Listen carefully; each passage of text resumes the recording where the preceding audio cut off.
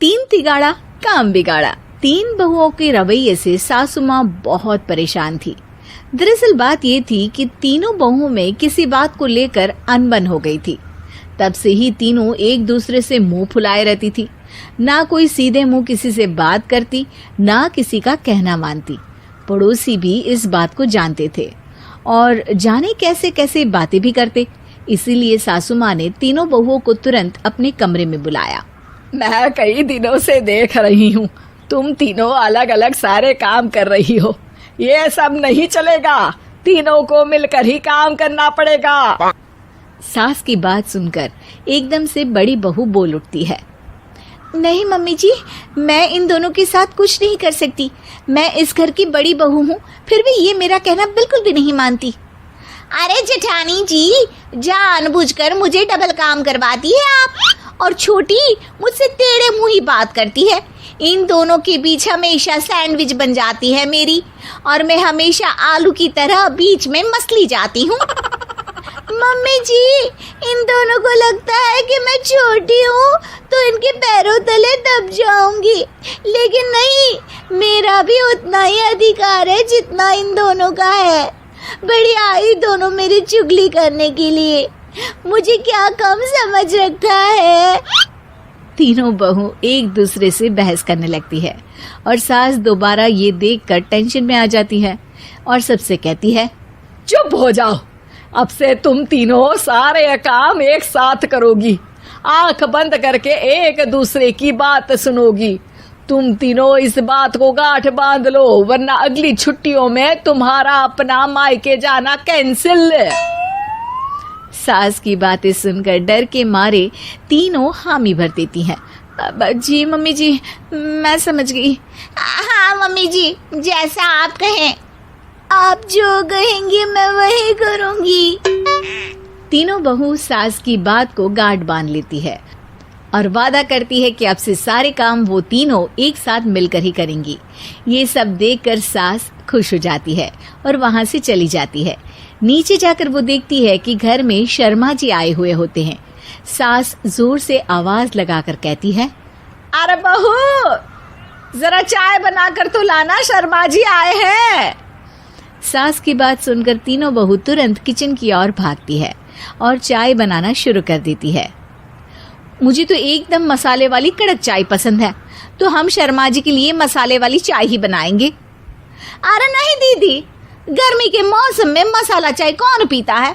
मैं तो शर्मा जी के लिए इलायची वाली चाय ही बनाऊंगी। ये कैसी बात कर रही हैं आप दोनों? मेरी मम्मी ने सिखाया है कि मेहमान को ज्यादा दूध और शक्कर वाली चाय देनी चाहिए, वरना वो घर वालों को कंजूस समझते हैं। तो मैं तो शर्मा जी को ऐसी ही चाय दूंगी।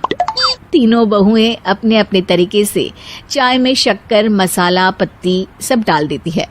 उबलने के बाद तीनों मिलकर चाय बाहर लेकर जाती है और शर्मा जी और सासू माँ को देती हैं। चाय पीने के बाद शर्मा जी सासू माँ को देखकर शर्मा जाते हैं और शर्मिंदा महसूस करते हैं कि आखिर उन्होंने चाय पीने के लिए हामी क्यों भरी। सासू माँ भी चाय पीना शुरू करती है और कहती हैं, अरे बहू, ये कैसी चाय बनाई है? चाय है या मीठे दूध की बासुंदी? हाँ, चाय अच्छी नहीं लगी क्या? कोई बात नहीं, हम पराठा बनाकर लाते हैं। चलो चलो अंदर। हाँ चलो। हाँ, आती हूँ मैं भी।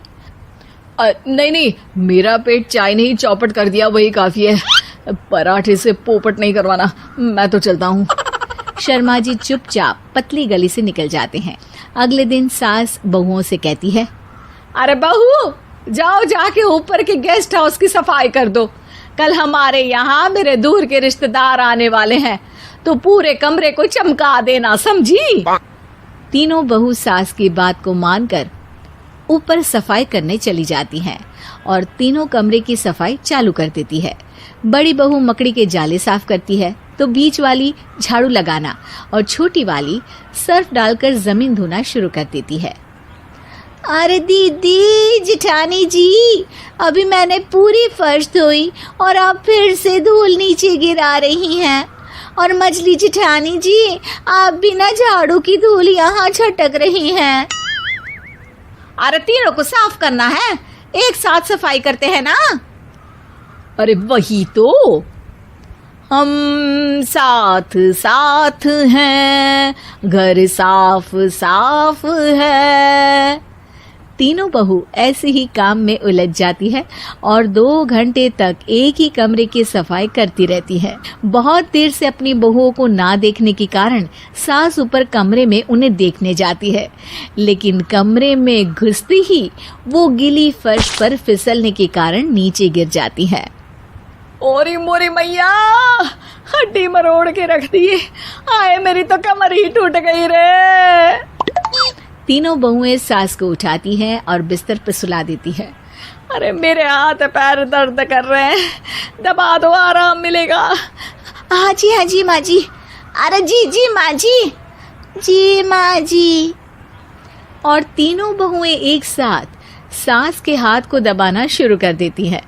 माँ की तो चीख ही निकल जाती है और नतीजा ये होता है कि सास के बचे हुए शरीर में भी दर्द उठ जाता है।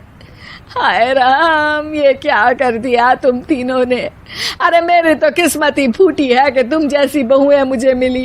हे भगवान, पूरे शरीर में दर्द बढ़ गया है। अब तो पता नहीं कि चल भी पाऊंगी या नहीं। माफ करो, मुझे गलती हो गई मुझसे कि तुम तीनों को एक साथ काम करने के लिए बोला। सोचा था तीनों मिलके अच्छे से काम करेगी, लेकिन बड़े बुजुर्ग सही कहते थे कि 3 तिगाड़ा काम बिगाड़ा।